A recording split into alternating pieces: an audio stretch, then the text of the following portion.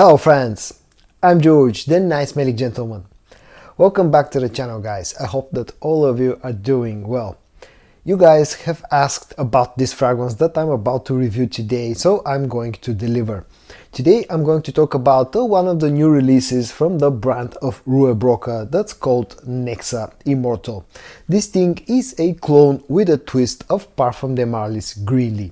So in this video today I'm going to tell you how this smells, how close it is to the original scent, and then at the end of the video I'm going to tell you my honest opinion on whether Nexa Immortal is actually worth checking out.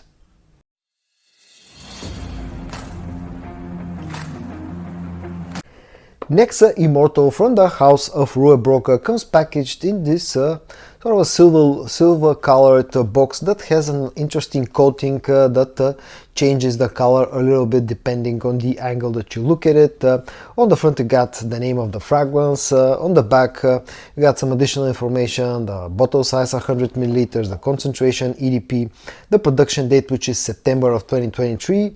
Quite interesting, looking packaging. And then in order to get to the bottle, you have to slide the top part of the box and the fragrance sits inside. Once you do that, you take out the bottle and it has again a pretty funky looking design. I'm not the biggest fan of the design of this fragrance. It's a bit wobbly because the base is narrow and the bottle is tall. The cap is made out of plastic, but it's a snug fit.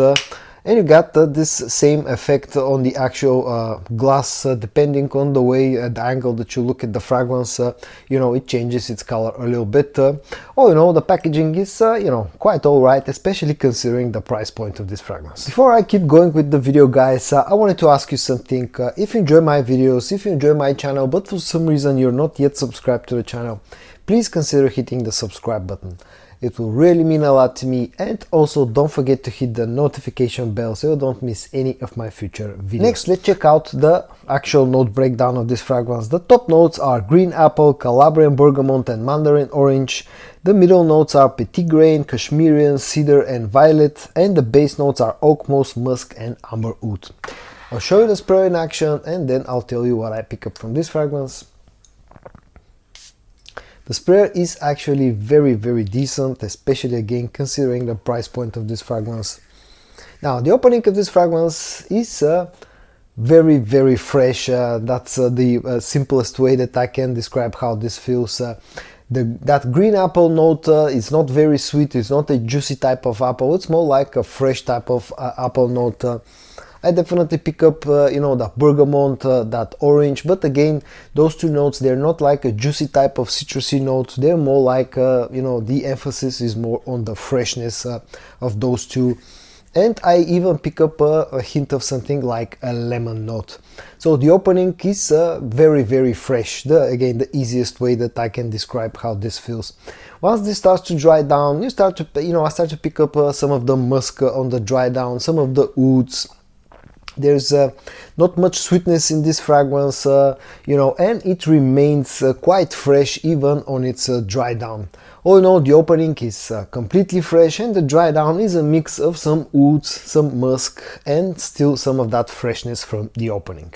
I also forgot to mention that on the dry down this thing actually becomes quite mossy. The oak moss note is quite strong on the dry down. And now, onto the similarities of how close this thing is to a Greenley from Parfum de Marly's.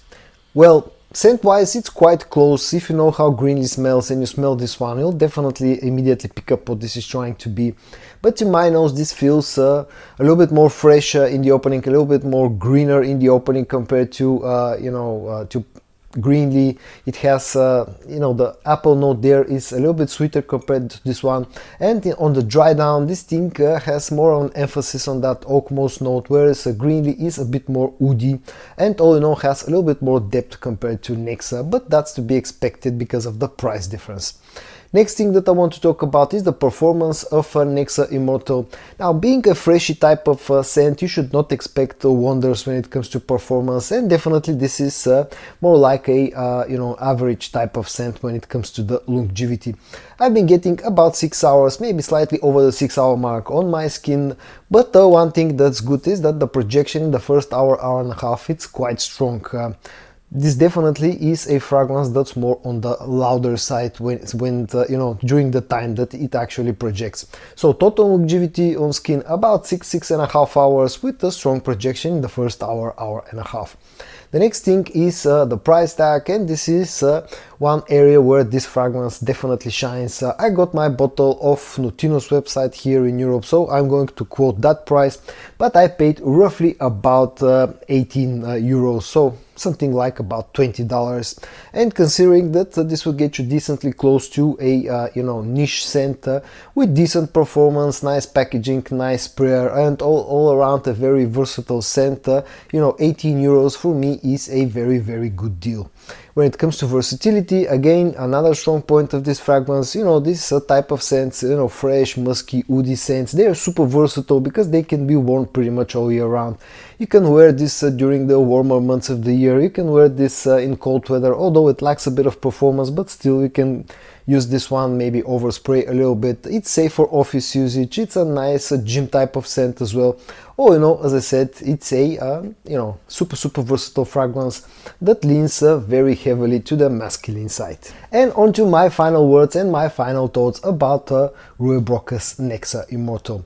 Now, this is a very simple scent, but sometimes you can find pleasure in simple things, and for me that's been the case when it comes to Nexa Immortal. It's a very fresh, very bright, very uplifting type of scent that will get you a lot of freshness, you know, and you know, it's again a super versatile scent that can be used all year round, a dumb rich type of scent. It will get you decently close to you know, a niche scent for about a tenth of the price. This thing is ultra cheap, ultra affordable, and I'm pretty sure that there aren't that many people out there who won't like the you know, the scent of Nexa Immortal.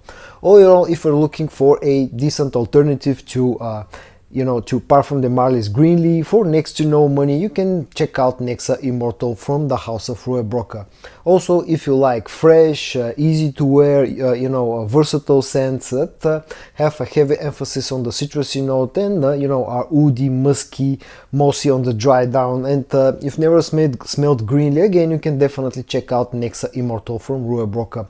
All around, for me, this has been a winner again because it has a very likable and versatile scent profile, and because you know, the price tag is super low. And so guys, in today's video I showed you a very likable and super cheap clone of Parfum de Marly's Greenley from the house of Rue Broca called Nexa Immortal. I hope that you found this video interesting. If you did, give it a like, and I also hope that you're going to join me in my next video. And until then, stay safe and bye bye.